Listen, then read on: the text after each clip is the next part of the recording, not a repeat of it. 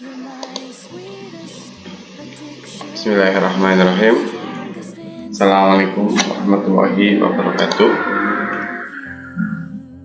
Perkenalkan, nama saya M. Muammar.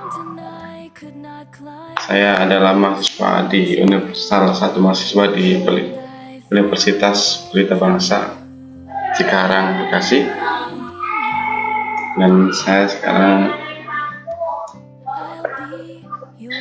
sedang menempuh jurusan Teknik Informatika, dan saya sekarang berada di semester 4. Dan kesempatan pada hari ini saya ingin mencoba berbagi ilmu yang saya dapat selama berkuliah,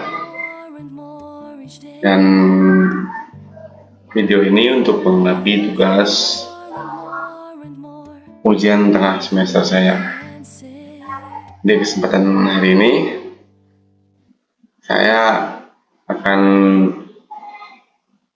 menjelaskan beberapa tentang pengantar analisa kebutuhan sistem.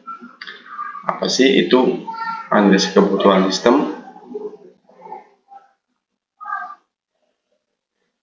Pengertian analisa kebutuhan sistem. Analisa atau analisis kebutuhan sistem adalah tahap awal dalam siklus pengembangan sistem yang bertujuan untuk memahami dan mengidentifikasi apa yang dibutuhkan oleh pengguna dan organisasi. Jadi intinya kita harus, sebelum kita melakukan apapun itu, kita harus identifikasi kebutuhan apa saja sih yang diperlukan dan risiko apa sih yang bakal terjadi. Kita harus punya estimasi bagaimana dan harus kemana alur kita berjalan. Proses ini merupakan fondasi yang kritis untuk kesuksesan pengembangan sistem, karena membantu dalam merinci tujuan dan fungsi sistem yang akan dibangun. Nah, intinya kita harus punya fondasi yang kokoh. Kita harus punya bisa dibilang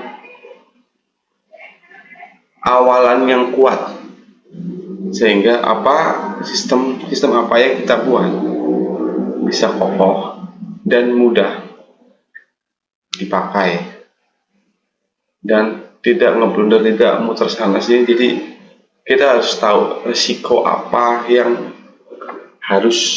bakal ada dan apa yang kita lakukan jika ada error atau abnormality di luar dari plan ini. Kita harus punya estimasi dan sebagainya. Jadi kita harus melakukan analisa kebutuhan apa yang diperlukan dalam sistem tersebut.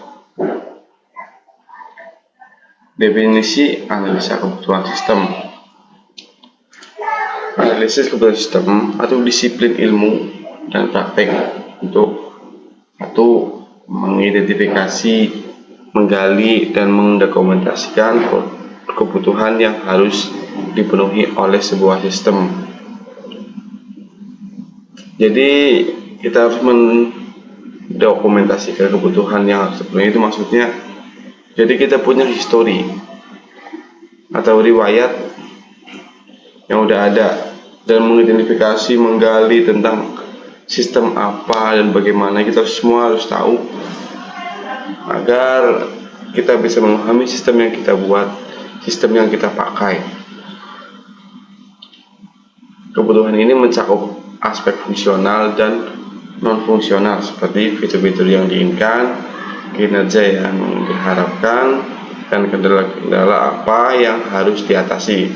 Nah, tadi kan saya sudah ngomong, jadi kita harus punya estimasi. Jika ada kendala A terjadi, kita harus tahu apa nih yang harus kita lakukan, dan mana dulu nih yang harus kita follow up dulu, yang harus kita kerjakan dulu. Semua ada step by stepnya. agar sistem berjalan dengan mulus atau sesuai dengan planning kita. Kurang lebihnya seperti itu. Jadi membuat fitur-fitur yang kita inginkan itu berjalan normal, tanpa kendala, dan mudah digunakan. Kurang lebih seperti itu. Peran analisis kebutuhan sistem. Analisis kebutuhan sistem dilakukan oleh seorang analis kebutuhan sistem yang bertanggung jawab untuk berkomunikasi dengan stakeholder,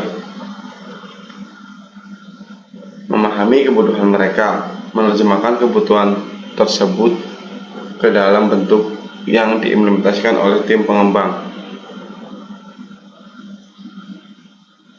Maksudnya seorang analis itu kita harus memahami kebutuhan apa sih customer kita atau si user itu butuh apa, kan? Kita harus memahami dan tahu step by stepnya. Analis kebutuhan memastikan bahwa solusi yang dihasilkan memenuhi ekspektasi dan tujuan bisnis. Nah, ini berkaitan dengan bisnis. Jadi kita harus punya gambaran nih. Jika kita melakukan analisis kebutuhan ini, kita harus tahu solusi yang dihasilkan memenuhi standar atau ekspektasi atau sesuai planning yang seharusnya atau tidak. Langkah-langkah analisis kebutuhan sistem. Pengumpulan data. Yang pertama, kita harus benar-benar ngumpulin data yang ada dan harus secara detail. Tujuannya apa? Kita harus tahu seluk-beluk ya. Terus kita merancang juga lebih enak.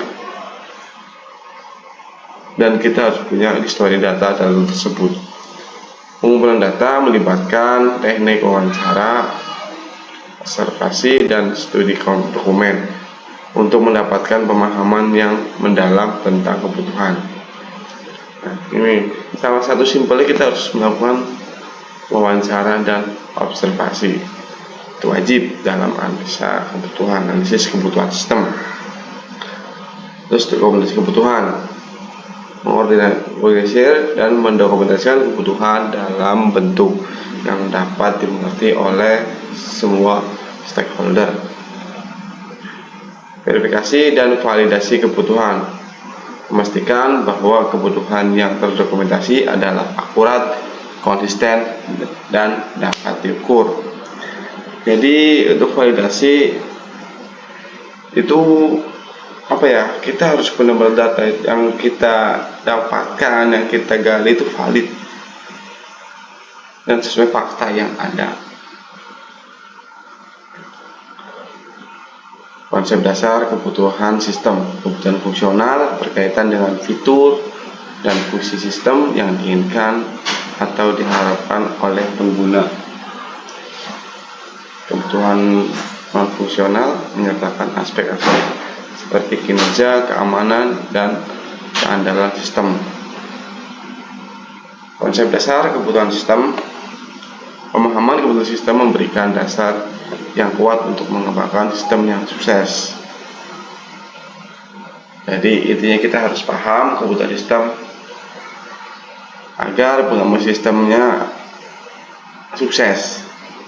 Analisis kebutuhan yang baik memastikan bahwa sistem yang dibangun tidak hanya memenuhi kebutuhan teknis, tapi juga mendukung tujuan bisnis dan kebutuhan si user atau si pengguna. Memahami konsep ini dapat lebih efektif dalam berkontribusi pada tim pengembangan dan menciptakan solusi yang bernilai bagi organisasi. Pentingnya analisis kebutuhan dalam pengembangan sistem. Analisis kebutuhan memainkan peran yang sangat penting dalam pengembangan sistem. Ini contoh berikut adalah beberapa alasan mengapa analisis kebutuhan sistem merupakan tahap yang kritis dalam siklus pengembangan sistem untuk memahami kebutuhan pengguna. Jadi kita harus membantu si pengguna ini pengen yang bagaimana, kebutuhannya bagaimana, dan tujuannya untuk apa. Kita harus tahu itu. Dan yang kedua, memahami kesesuaian dengan tujuan bisnis. Dapat dipastikan bahwa sistem yang dikembangkan sesuai dengan tujuan dan strategi bisnis organisasi. Jadi kita harus satu alur. Tujuannya bisnis ini untuk ini loh. Jadi kita menganalisisnya ya untuk kebutuhan bisnis itu, tujuan bisnis itu. Tidak boleh kita nggak jelas kesana kemari, itu nggak bakal sinkron dan nggak bakal mendapat hasil yang maksimal, mencegah kesalahan dan perubahan yang mahal. Jadi kita kalau melakukan analisis kebutuhan itu harus seefisien mungkin gitu, berbasis untuk perencanaan proyek. Kebutuhan memberikan dasar yang solid untuk perencanaan proyek dengan pemahaman yang jelas tentang apa yang dibutuhkan. Tim pengembangan dapat membuat rencana yang realistis, menetapkan prioritas, dan mengalokasikan sumber daya dengan efisien, meningkatkan kepuasan pengguna. Dengan memenuhi kebutuhan pengguna, memastikan bahwa sistem memenuhi harapan mereka. Jadi kurang lebih tujuannya biar meningkatkan kepuasan pengguna. Dengan pengguna puas, pasti kita berhasil. Mendukung pengambilan keputusan informatif itu penting untuk pengembangan kreatif dan aktif. Memfasilitasi komunikasi stakeholder. Analisis kebutuhan membantu mengkonkretkan ekspektasi dan kebutuhan stakeholder. Ini menciptakan dasar yang kuat untuk menciptakan antar anggota tim, pengembang, pengguna, dan pemangku kepentingan lainnya. Mengurangi risiko proyek. Nah, ini dengan pemahaman yang mendalam tentang kebutuhan, risiko proyek dapat diidentifikasi dan dikelola lebih baik. Hal ini membantu menghindari kemungkinan kegagalan atau penundaan proyek. Jadi kita harus meminimalisir risiko itu harus diminimalisir sekecil mungkin. 10. Mendukung perubahan bisnis. Kebutuhan bisnis dapat berubah seiring waktu. Analisis kebutuhan yang terus-menerus memungkinkan organisasi untuk menyesuaikan sistem dengan perubahan dalam lingkungan bisnis atau kebutuhan pelanggan. Analisis kebutuhan bukan hanya awal dan pengembangan sistem, tapi juga elemen kritis, memastikan bahwa proyek berkembang dengan sukses dan memberikan nilai tambah pada sebuah organisasi. Langkah umum dalam analisis kebutuhan sistem. Pertama, pendefinisian lingkup proyek. Kedua, identifikasi stakeholder. Ya, pengumpulan informasi, analisis informasi, pemodelan proses bisnis, identifikasi kebutuhan fungsional. 7. Identifikasi kebutuhan non-fungsional, validasi, dokumentasi kebutuhan. Pengelolaan perubahan kebutuhan, validasi bersama stakeholder, pemantauan pemeliharaan. Pemeliharaan bahasanya tuh kita harus tetap dipantau selama itu sistem itu berjalan demi pengembangan yang penyempurnaan agar lebih sempurna lagi. Kurang lebihnya seperti itu. Semoga bisa dipahami. Apabila ada sesuatu yang kurang paham bisa ditanyakan di kolom chat. Apabila ada kesalahan mohon dimaafkan. Kurang lebihnya, terima kasih. Assalamualaikum warahmatullahi wabarakatuh.